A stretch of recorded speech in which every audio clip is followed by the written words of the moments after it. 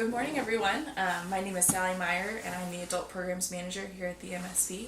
I'm here with Dr. Jonanthan Noyalas, the Director of the Civil War Institute at Shenandoah University. We're going to be talking about his gallery talk later this fall in November on the contemporary artist exhibition, Bill Rutherford, Allegory of No Region.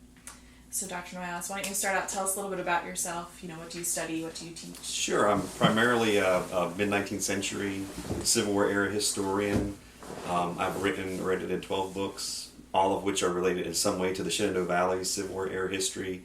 I just finished my 13th book earlier this week, To Be Free Someday, Slavery, Race, and Freedom in the Shenandoah Valley During the Civil War Era.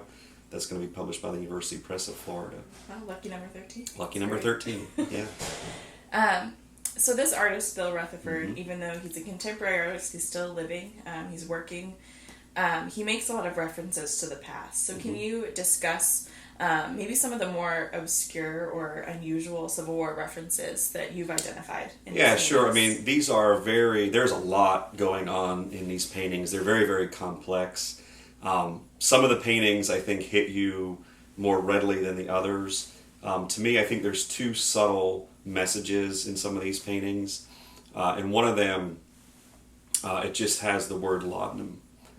And again, not knowing what the artist is thinking here, but understanding that there's a lot of Civil War era themes within the paintings, I think it presents an opportunity to talk about drug addiction among Union and Confederates after the Civil War. You also have drug addiction is very high in the South after the Civil War among civilian populations who are trying to cope with, losing 20% of the white adult male population, the destruction that occurred within communities. So that's one of the sort of subtle things. One of the other subtle things that I want to really address during the gallery talk is there's a small little vignette, and if you really don't pay attention, you sort of miss it, but it shows two clasped hands. And these two hands shaking was a common symbol used in the aftermath of the war to promote reunion, reconciliation, healing among former foes. So those are two of the more subtle things that I think can open up opportunities to understand how people cope with the war, how they try to move on from the conflict. Yeah, definitely. So you've discussed a little bit about the references to Reconstruction. Can you talk a little bit more about how Reconstruction comes into these artworks? Yeah, so I mean there are different, some that are more readily apparent, some that are more subtle.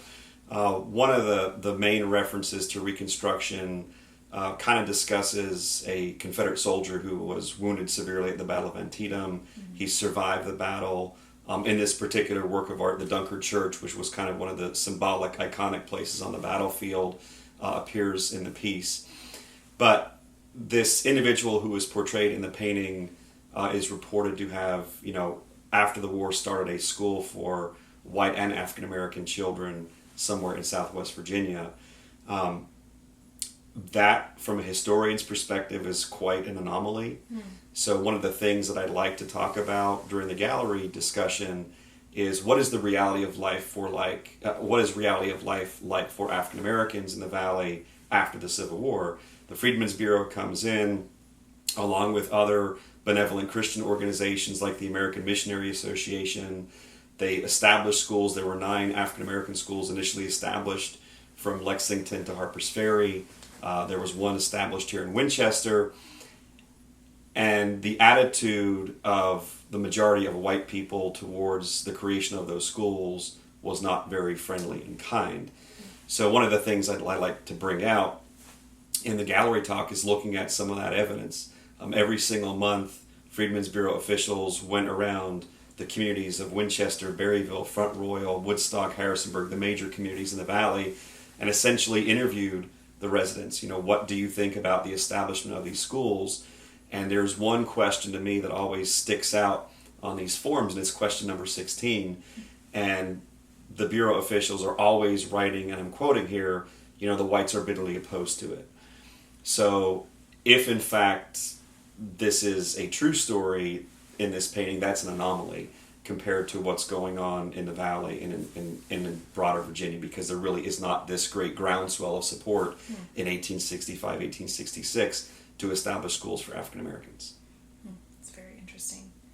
You study memory a good bit. Mm-hmm. We just were discussing that. What does it mean that a contemporary artist working today who has, roots in the South in Virginia Mm-hmm. is creating artwork that depicts these Civil War themes? What does it sort of say to you about maybe the artist or our society, or what? Well, what I people are think, thinking about? the Civil War era in particular is deeply rooted in our society. It is something that stirs, very deep passions in people. I run into it all the time. And as a historian of memory, I'm always telling my students, basically, there are two ways that people are introduced to history. So you have remembered history, which is the history that's passed down through, family generations, family stories. And then you have the learned history, which is what I do and create. You go into archives and you look at the evidence and, you make your best analyses and judgments based on that. So for an artist who has these connections to the Civil War era, there's certainly, I would think, I've never met the artist, but I would think there's a lot of that remembered history kind of informing what he's putting on canvas. Yeah, definitely. So what kind of overarching ideas, other than what you discussed or including what you've already discussed, will you be addressing in the gallery talk? What are sort of the So why some should people some of the highlights. I mean, aside from what I've addressed, I think there are some really cool opportunities to connect with local history, even property that's owned by the Museum of the Shenandoah Valley. So one of his paintings is based off a very classic Winslow Homer, the Briarwood Pipe, and he kind of transforms it a little bit. The original Homer painting was two Union soldiers from the 5th New York Volunteer Infantry, a Zouave regiment. Rutherford has put in one of those Union Zouaves and also a Confederate Zouave, a Louisiana Tiger. And I'm certain that people who come to this property know that Fosdix Field, Bowers Hill, was the right flank of the Union Army during the First Battle of Winchester in May of 1862. The Confederates who crushed that flank were from the Louisiana Brigade. Wow. That's depicted with one of those individuals in that particular Rutherford painting. There's also, other issues in there, post-war education, African-American education. So really, wherever I can connect that local history, I'm going to do it. Also, I think there's important opportunities here to have broader discussions about how people unpack history. So one of the particular paintings that comes to my mind, it has the USS Monitor on the top, which was a Civil War ironclad United States naval ship. Beneath it, it has a depiction of the Turtle, which was a Revolutionary War submarine.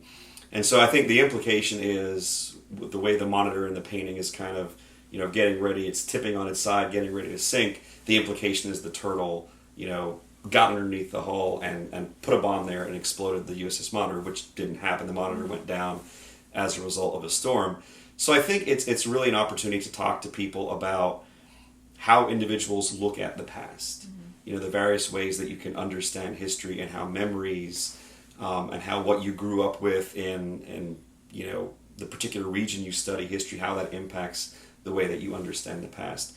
So there's a lot of Civil War, there's a lot of Reconstruction era discussions, a lot of themes that I'm going to bring in, but I think also some broader discussions about how we engage the past. There's also opportunities, again, through those kind of reconciliation hands, as I like to call them, to kind of unpack what are the different memories of the Civil War. Because there's not one collective memory. You have the Lost Cause, which is prevalent in the South. You have the Union cause. You have the Emancipation cause. You have the One cause. So we're going to try to unpack all of those things during that gallery talk.